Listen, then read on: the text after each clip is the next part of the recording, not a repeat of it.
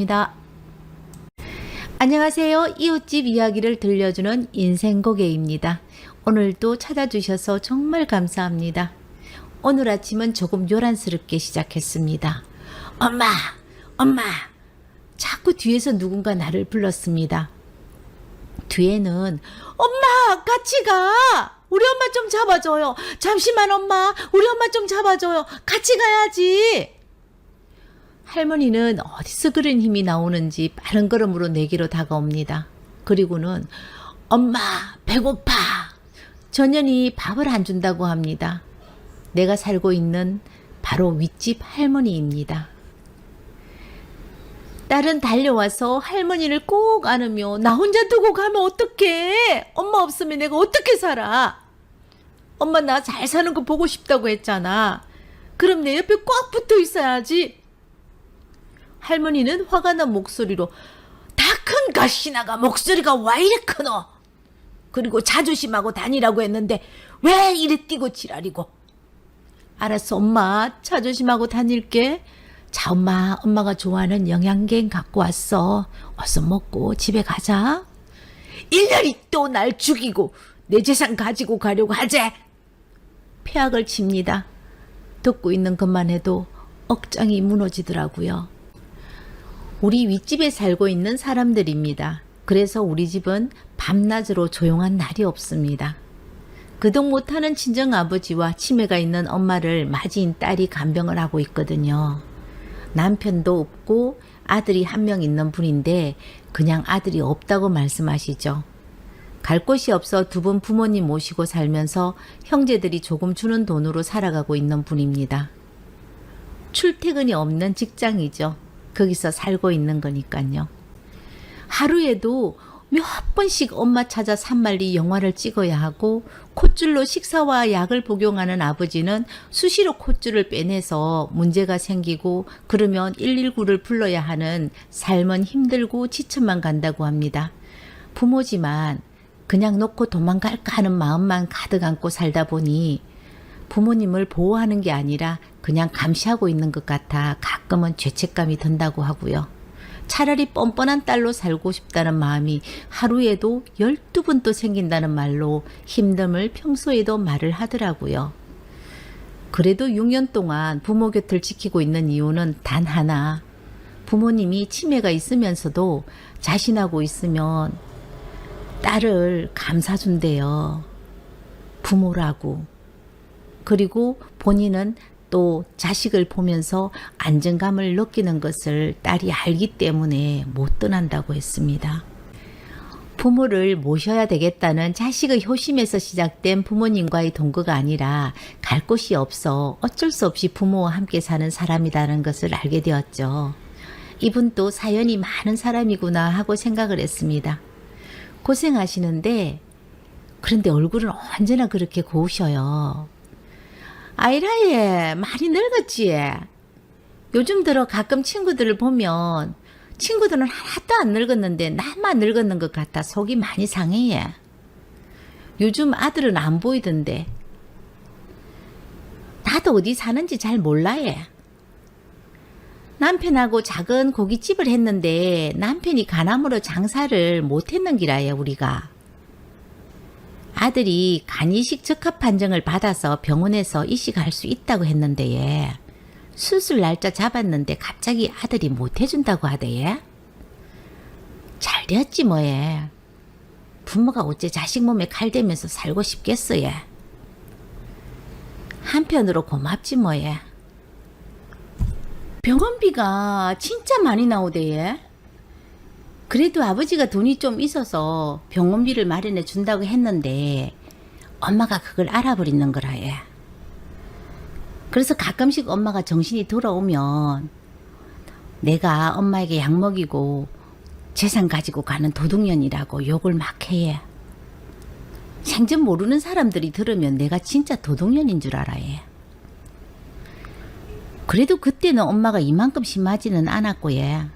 아버지도 정신이 멀쩡했어요.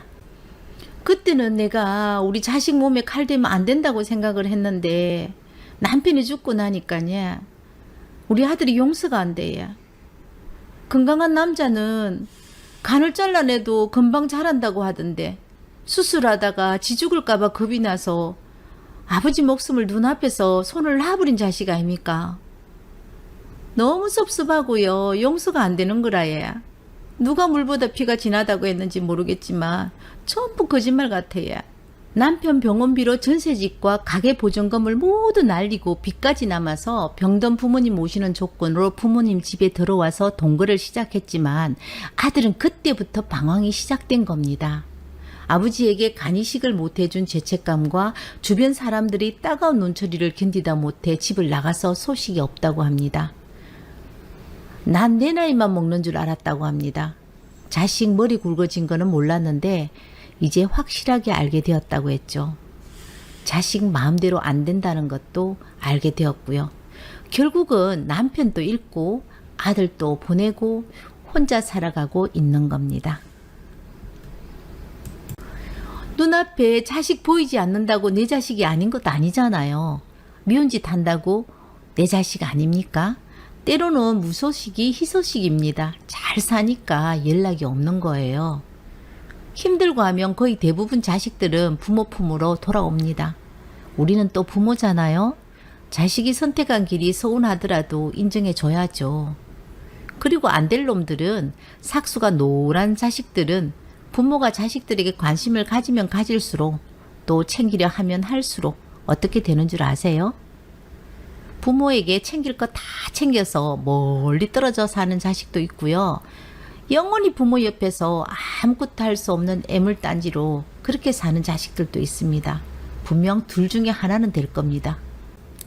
멀리 있어도 잘 살면 되는 겁니다. 자식은 성년이 되면 자연스럽게 헤어져야 하는 겁니다. 긴병에 효자 없다는 말이 있듯이 할머니 할아버지는 엄마의 부모이지 아들의 부모는 아니잖아요. 아버지에게도 간이식이 무섭다고 도망친 자식인데 날이면 날마다 전쟁 같은 일상을 젊은 사람이 견디긴 하겠어요? 그냥 지 마음대로 살도록 두세요. 소식 없는 자식 때문에 애쓰지 말고 병든 부모님 때문에 힘들어하지 말고 때로는 힘들고 지치는 그 순간을 포기해 보시는 것도 좋습니다. 마음이 힘들 때는 내려놓고 가만히 거울 속을 한번 바라보세요. 지친 모습만 있나요? 어느 한 구석에 소녀 같은 순수하고 행복했던 내 모습도 보일 겁니다. 사람은 누구나 행복하고 힘들면서 살아갑니다.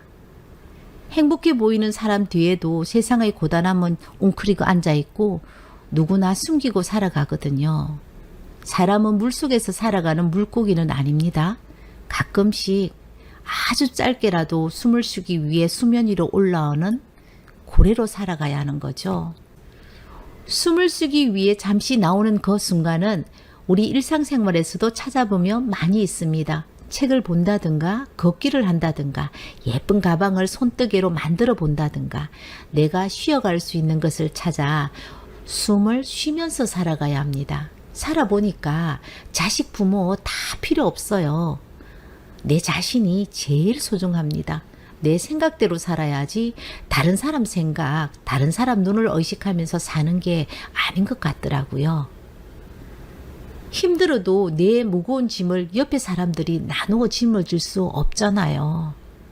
이건 내 삶이니까요. 전 세상 모든 힘든 사람들이 엉겨붙은 실타래 같은 마음들이 지금이라도 차츰차츰 풀렸으면 좋겠습니다. 제가 알고 있는 사람 중에 교통사고로 한쪽 다리를 쓸 수 없는 남자가 있습니다. 자식의 다리가 되어주는 부모님은 가끔씩 휠체어 탄 아들과 산책을 나오는데 아들과 계속 다투면서 지나갑니다. 특히 경상도 말은 투박스러워서 그냥 얘기를 해도 싸우는 것처럼 들리잖아요. 엄마, 생각해봤나? 생각은 무슨 생각을 하노? 엄마, 이제는 내 혼자 살아도 된다. 언제까지 내가 엄마 해주는 밥 먹고 살 수 없다이가? 엄마 더 늙기 전에 나도 혼자 살아가는 법을 배워야지. 엄마 살았을 때 미리미리 준비를 해야 된다 아이가. 엄마 마음은 충분히 알겠는데 한번 생각해 봐라. 우리 아들이 자꾸 독립을 하고 싶다는데 이런 몸으로 혼자 살겠는겨? 의심만 있으면 살아가죠. 왜 못 살아가요? 한쪽 다리가 있는데. 엄마가 내 자식을 살 수 있다고 응원하고 도와줘야지 못한다고 하면 어떡해요. 세상 사는 것은 개박살이 나는 일이 있더라도 버텨보면서 사는 거예요. 버티면서 세상을 마주하고 살겠다는데 얼마나 고마운 일이에요. 자신의 인생을 바꿀 수 있는 사람은 아무도 없습니다. 내 힘든 고통도 대신해 줄 수 있는 사람도 없습니다. 사람은 누구나 자신이 제일 힘든다고 생각을 하고 이 힘든 것을 아무도 모르고 이해를 할 수 없다고 생각을 하고 살아갑니다. 만약 아드님이 이런 자신의 지금 삶을 부정하고 외쳐도 옆에 있는 사람들은 넋두리로만 생각할 수 있을 겁니다. 다른 사람이 가져오는 변화나 더 좋은 시기를 기다리기만 한다면 결국 변화는 오지 않을 거라는 말이 있습니다. 우리 자신이 바로 우리가 기다리는 사람이다. 우리 자신이 바로 우리가 찾는 변화다라고 했습니다. 결국 자식은 보내야 한다니까요.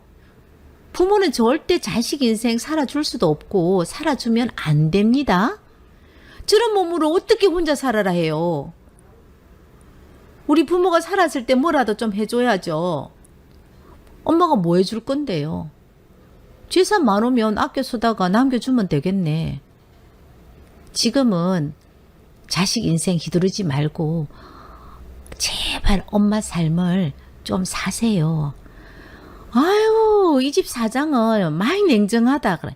냉정한 게 아니라 지금 자식이 그렇게 살겠다 하잖아. 다른 자식은 못 살겠다고 부모인데 엉겨붙는데 사모님 자식은 살겠다 하는데 왜 그래? 아드님, 한쪽 다리로도 살 수 있죠? 좀 불편할 뿐이지. 아줌마 말처럼 난 한쪽 다리가 없는 것이 아니라 난 한쪽 다리가 있으니까 살 수 있죠. 이 아줌마도 이렇게 육신은 멀쩡해 보이지만 하루하루가 어떻게 내 건강이 변화해 가는지 겁이 많이 나거든요. 시한폭탄을 안고 사는 것 같아요. 검사를 하고 수치를 보면서 살아야 하는 두려움도 한때는 감당하기 힘들었고 모든 것을 놓고 싶은 마음도 있었어요. 난 내 삶이 힘들고 아플 때 나에게 이런 말을 해줍니다. 지금껏 난 최선을 다하고 살았고 인생은 끝난 게 아니다. 다시 시작하면 되는 거다. 난 아팠기 때문에 많이 배웠고 그래서 인생에서 경험을 한 거다. 난 하루를 살더라도 다시 시작을 할 수 있다는 용기가 있다. 그래도 난 지금 살아있고 살아있는 동안은 다시 인간답게 살 수 있는 기회를 내가 충분하게 만들면서 살아갈 수 있다. 난 그런 의지를 가지고 있는 사람이다. 내가 아무리 저항을 해도 안 되는 것은 세상에 많다. 너무 저항에 맞서 싸우면 내가 가지고 있는 에너지가 소모되니까 그때는 포기하고 놓아버리자. 100세 시대라고 하지만 세상 사람들에게 주어진 시간과 나에게 주어진 시간은 다르다. 짧은 시간 속에 나를 위한 삶을 살기로 하자. 세상은 생각보다 험하고 무섭지는 않다. 내가 원하는 것을 얻으려 최선을 다해 노력을 해보고 안 되면 난 그냥 안 되는 그 부분에 대해서는 인정을 하고 다시 도전을 하면서 살아갈 거다. 난 항상 이런 마음으로 살아가거든요. 아드님은 다리가 불편한 사람, 난 속이 불편한 사람이지만 우리는 우리가 가진 불편함을 받아들이면서 살면 됩니다. 인생은 힘들어서 망하는 것이 아니라 하고자 하는 사기가 부족해서 망하거든요. 내 자식이 무엇을 하기 위해서 노력을 하고 있다면 부모는 자식 일을 인정해 주는 것이 무엇보다도 중요합니다. 자식은 세상 누구보다도 가장 가까운 부모 형제들에게 자신의 생각과 일을 인정받고 싶어 하기 때문입니다. 오늘 하루도 마음과 몸이 아파 고생하는 사람과 가족들에게 힘을 드리며 인생곡에 마치겠습니다. 언제나 인생곡에 찾아주셔서 감사합니다.